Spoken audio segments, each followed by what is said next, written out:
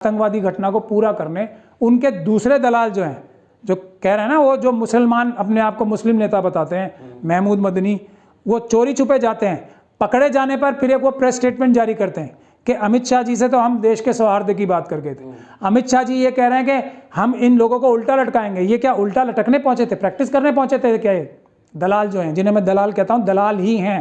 क्या आप एक मोबाइल ऐप तलाश कर रहे हैं जो आपकी तमाम मजहबी जरूरियात को पूरा करे? जी हाँ, एक ऐसा जामे ऐप जो माह रमजान की इबादतों में आपके साथ रहेगा, जो कि एक खूबसूरत डिजाइन और मुख्तलिफ फीचर के साथ तैयार किया गया है, जो आपकी तमाम दीनी जरूरतों को पूरा करेगा। और आने वाला वक्त इस बात को साबित करेगा कि ये उनके दलाल हैं, उनके नौकर हैं, उनके टुकड़े पे पलने वाले जो है, मैं उसका नाम नहीं लेना। आपने फिर एक बार महमूद मदनी साहब को जो गए, मैंने नहीं लिया। नहीं, जाए तो दिक्कत, ना जाए तो दिक्कत। मैंने तो बोला ही नहीं ना जाने के लिए। मैंने बोला है जाने के लिए। जो जाएगा वो दलाल होगा, जो जाएगा जो इनसे बात करने जाएगा वो दलाल है। इनका वो है जो मैं नाम नहीं लेना चाहता, जो अलग अलग बढ़िया नस्ल के लोग ढूंढने जाते हैं तब तक दूर दूर जगह। क्यों जाएंगे इनसे मिलने? एक दिन पहले वो ये बोलते हैं हम उल्टा लटकाएंगे, झूठा इल्जाम लटका के उल्टा लटकाने की धमकी। जो होम मिनिस्टर के पद पे रह था उसके क्या तलवे चाटने गए थे? अगर आप इनसे ईमानदारी से पूछ लें तो पूछे, इनके जूते बाहर उतरवाए थे इन्होंने? मैं भी तो बता रहा हूं, मेरे भी लोग सब जगह मौजूद हैं, मेरे भी लोग। और इनकी क्या बेइज्जती की है वहां पे, और ये कैसे जमीन पे बैठ के उनके सामने गिड़गिड़ाते रहे कि कुछ तो दे दो। क्या माल लेके आए उससे वहां पे? अमन की बात करने, क्या माल लेके आए हैं, इसका हिसाब होना चाहिए। क्या इंस्ट्रक्शंस लेके आए फर्दर, इस पे बात होनी चाहिए। कौन सी इंस्ट्रक्शंस थी उल्टा लटकाने वाली, जिसमें सहयोग करने के लिए ये आए हैं? जो मैं आपको बता रहा हूं, एक जलूस निकलता है किसी भी धार्मिक संप्रदाय का हो, उसमें जो जलूस में 90% लोग होते हैं, 99% लोग होते हैं, वो अपनी धार्मिक भावनाओं के लिए जा रहे होते हैं। जैसे रामनवमी का जलूस है, और ये एग्जाम्पल एक नहीं 10 दे दूंगा मैं। और आप सभी लोगों से कहता हूं कि खुद रिसर्च करें, आपको नजर आ जाएगा जो मैं अब बोल रहा हूं। जलूस जा रहा है, उसमें आरएसएस और बीजेपी के लोग, ट्रेंड आतंकवादी, बजरंग दल, विश्व हिंदू परिषद, हिंदू सेने, इस तरह के लोग, आर्यव्रत जो है, जो अभिनव भारत संस्था है, जो जिसकी मेंबर ये साध्वी प्रज्ञान सिंह ठाकुर थी, वो उनके लोग, अभिनव भारत के लोग जाते हैं, जो कि आतंकवादी घटनाओं को अंजाम देने में ट्रेंड होते हैं। वो लोग एक ही प्रकार के नारे होते हैं ना उनके, एक ही प्रकार के नारे, एक ही प्रकार के गमछे, एक ही प्रकार के मुंडासे, एक ही प्रकार के हथियार, एक ही प्रकार की मस्जिदों की बुर्ज तोड़ने की। आप चाहे दिल्ली दंगों में देख लीजिए और चाहे आप बिहार के में देख लीजिए, जो मीनारें और बुर्ज होते हैं उनको तोड़ने की एक ही तरह की टेक्निक, जो बाबरी मस्जिद तोड़ने की टेक्निक थी, वो एक ही तरह की टेक्निक ट्रेंड होके एक ही जगह से आ रही है। हुई शुरुआत।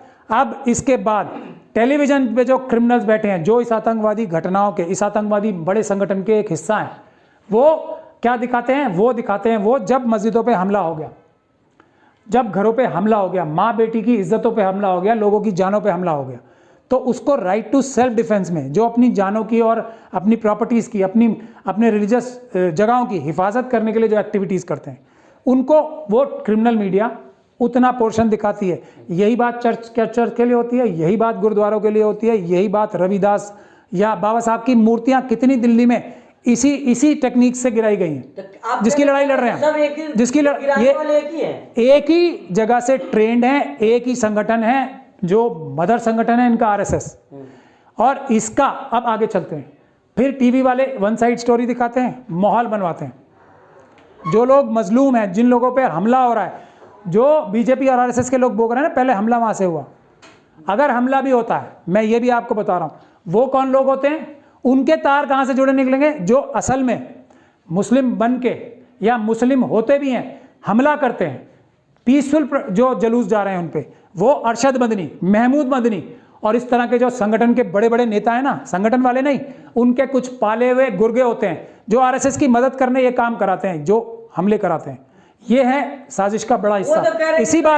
इसी बात की इंस्ट्रक्शंस लेने ये बार बार जाते हैं कि कौन सी जगह पे क्या जलूस करना है। क्या हमने तो वहाँ आरएसएस वाले ट्रेंड जो मुस्लिम धर्म के भी हैं उनको नहीं भेजना है, उनसे क्या कराना है। लेकिन जो आम जनता वाले लोग हैं, जो अपनी राइट टू प्राइवेट डिफेंस में अपनी हिफाजत कर रहे हैं, उनका कोई कसूर नहीं है, कानून उनको इजाजत दे। अभी आगे चलते हैं, अभी आगे चलते हैं, अभी आगे। वो तो कह रहे हैं कि हिंदुओं को त्योहार मनाने में पूछना पड़ेगा क्या आप लोग? मैं बता रहा हूँ ना, डरे हुए हिंदू रमना मैं क्या बता रहा हूँ, मैं यही तो बता रहा हूँ कि हर साल, इस बार जहांगीरपुरी का देख लीजिए, परमिशन नहीं थी ना, किसी भी जलूस की परमिशन लेनी पड़ती है, जहाँ पे धार्मिक जलूस हो परमिशन लेनी पड़ती है, पुलिस को इन्फॉर्म करना पड़ता है। तो पत्थरबाजी हर साल क्यों होता है सर? सवाल तो ये है। मैं यही तो बता रहा हूँ, अभी तो बताया कि ये जो 100, 200, 500 लोग होते हैं, ये जाके हमले करते हैं, पत्थरबाजी नहीं होती है। पत्थरबाजी अगर कोई करता है तो वो ये जो आरएसएस के दलाल मुसलमान जो 100, 200 हैं, उनके ट्रेंड, वो भी आरएसएस द्वारा ट्रेंड होते हैं, वो लोग करते हैं। अगर पीसफुल प्रोटेस्ट पे या पीसफुल जलूस में कोई हमला करता है, वो वही है। मैं आपको बता रहा हूँ ना, हाँ, जो हमला हो जाता है उसमें हिफाजत कर रहे हैं, वो अच्छे नागरिक हैं, उनका फर्ज है, उनका कानूनी अधिकार है अपनी रक्षा करना, और इस रक्षा में वो किसी भी हद तक जा सकते हैं। ये कानूनी मैंने सलाह पहले भी दिया, आज फिर दे रहा हूँ। अपनी राइट टू सेल्फ डिफेंस में जब तक आपकी जान को, जब तक आपकी प्रॉपर्टीज को खतरा है, जो भी आप करेंगे, ये भारत का कानून कहता है, वो आपको, आपका करना कोई गुनाह नहीं, और वो हमारा राइट है। वो करने वालों को, उनके ऊपर झूठे मुकदमे लगाए जाते हैं। फिर किसके ऊपर? जो राइट टू सेल्फ डिफेंस में कर रहे हैं, या जो नहीं भी कर रहे हैं, कुछ जो अपने घरों में बैठ रहे हैं। यही जहांगीरपुरी में हुआ, यही सब जगह, यही जो दिल्ली में हमले हुए, जो कपिल मिश्रा और अमित शाह जी के कहने पे पूरी प्लानिंग के साथ, जिसमें जो एक क्या नाम है, नंद किशोर गुर्जर और दूसरे बीजेपी के लीडर्स आके हमला किए थे दिल्ली में, जिसको हमने पकड़ा है। इसी वजह से तो मेरे ऑफिस में भी रेड हुई है कि हमने इनकी सच्चाई पकड़ ली है और उस पर हम कानूनी कार्रवाई कर रहे हैं। वही बिहार में भी वही हुआ है। हर जगह एक ही मॉडल है। इसीलिए मैं कह रहा हूं कि नीतीश कुमार जी के पास ये बहुत अच्छा मौका है, नहीं तो उनके खिलाफ जो माहौल बनाया जा रहा है झूठा, उसमें उनको बहुत बड़ा नुकसान होने वाला है, आरजेडी को और नीतीश कुमार जी। क्या चाह रहे हैं सर आपकी बिहार सरकार, क्या कुछ करना चाहिए? मैं कुछ नहीं चाह रहा हूं, मेरा चाहना सिर्फ एक है, भारत का संविधान और कानून सबके लिए बराबर है, सबको एक जैसी ट्रीटमेंट होनी चाहिए। इन लोगों ने आतंकवादी घटना की है और इनके खिलाफ आतंकवाद का मुकदमा दर्ज होना चाहिए। एक अच्छे ऑफिसर को और एक अच्छे पब्लिक प्रोसिक्यूटर को वहां पे बनाया जाना चाहिए, और इनको आतंकवाद में सजा मिलने से कोई नहीं बचा सकता। सिर्फ एक सरकार ऐसी है जो शायद मेरी सलाह सुन रही है देश में, डीएमके की सरकार है, उसने शुरुआत कर दी है। मनीष कश्यप, जो कि फिर एक आतंकवादी है, इसी आतंकवादी घटना चक्र का एक हिस्सा है, कि जिसने बिहार के लोगों की, तमिलनाडु के लोगों से, तमिल भाषी लोगों की, जो हिंदी भाषी लोगों से लड़ाई कराने की इतनी बड़ी साजिश में शामिल था, उसके खिलाफ एनएसए लगाई है। वरना ये इन आतंकवादियों के खिलाफ बहुत ही हल्की धाराओं में जो ऑफिसर्स मुकदमे बनाते हैं, उनके भी तार 100% आरएसएस से जुड़े होते हैं। नीतीश कुमार जी को चेत जाना चाहिए, और तेजस्वी यादव जी को, वो तो इतने ओजस्वी बाप के बेटे हैं जिन्होंने ये जो देश के दुश्मन हैं उनको 12 साल तक के लिए रोक लगाई थी अडवाणी जी को अरेस्ट करके। नहीं तो ये 12 साल पहले ये सब घटनाएं हो चुकी होती हैं, और ये तभी 12 साल की जो रोक लगी थी वो लालू जी के, अडवाणी जी को अरेस्ट करने। लेकिन हिंदुवादी संगठन कह रहे हैं कि बिहार में अगर बाबा की सरकार होती तो बुलडोजर चला दिया जाता। अब तक तो जो पत्थरबाज है उनके घर पे वो पहुंच तो गए उल्टा लटकाने वाले, वो वही तो है। यही तो मैं कह रहा हूँ, हैंगमैन है ना ये तो, ये कोई चीफ मिनिस्टर या कोई होम मिनिस्टर थोड़ी है, ये तो कानून अपने हाथ में लेके काम करते हैं ना। ये तो आपराधिक कार्य है ना,